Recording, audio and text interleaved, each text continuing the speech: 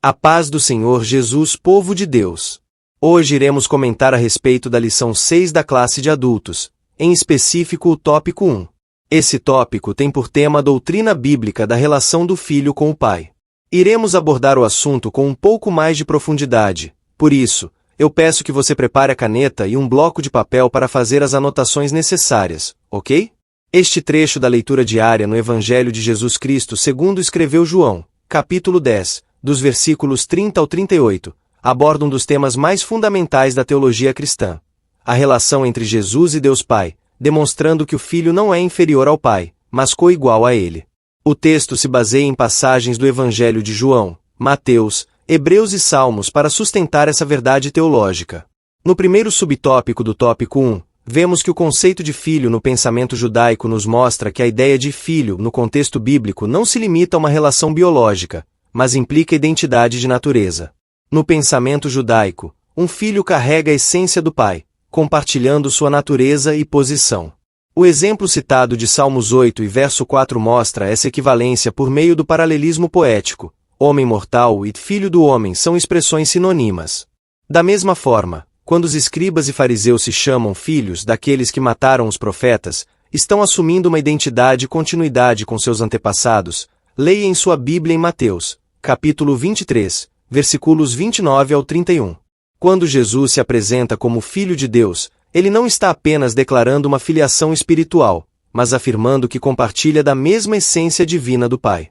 Essa afirmação era tão forte que os judeus da época entenderam imediatamente seu peso teológico e tentaram apedrejá-lo por blasfêmia. Leia em sua Bíblia em João 10, versículos 30 ao 33.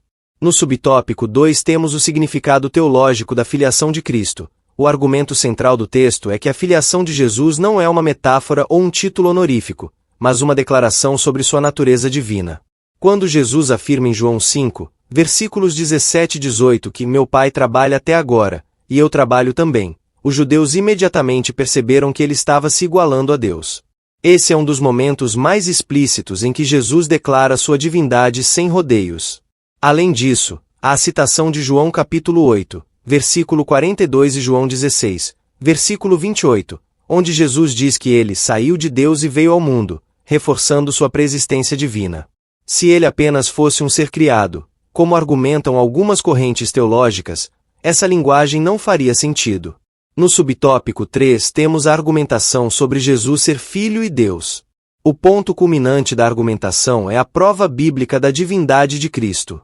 O autor utiliza Hebreus capítulo 1, versículo 8, que por sua vez cita Salmos 45, versos 6 e 7, para mostrar que Jesus é diretamente chamado de Deus. A questão levantada sobre o Deus do versículo 7 ungindo Deus do versículo 6 em Salmos, reflete uma das tensões mais intrigantes dentro do judaísmo e do cristianismo.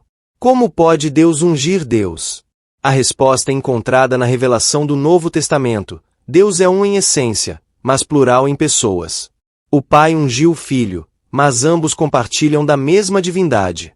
Esse conceito é central para a doutrina da Trindade. O Pai, o Filho e o Espírito Santo são distintos, mas igualmente Deus. O autor reforça que essa verdade está mais clara que o sol do meio-dia, criticando aqueles que ainda questionam.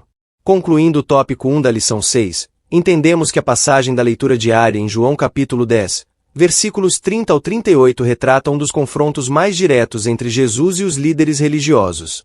Eles não rejeitaram Jesus por falta de sinais ou milagres, mas porque sua afirmação de divindade os escandalizava. O autor do texto busca não apenas demonstrar biblicamente a divindade de Cristo, mas também alertar sobre a necessidade de aceitar essa verdade fundamental. Negá-la não é apenas um erro teológico, mas uma falha em reconhecer a identidade real de Jesus. Esse é um tema essencial para o cristianismo porque, se Jesus não for Deus, sua obra redentora perde seu valor absoluto. Mas se ele é, como afirmam as Escrituras, então sua morte e ressurreição são o centro da fé cristã. Espero que você tenha compreendido com clareza o que o tópico 1 nos ensina. Para completar seus estudos sobre o assunto, leia comentários bíblicos e não deixe de estudar sua revista. Que Deus te abençoe.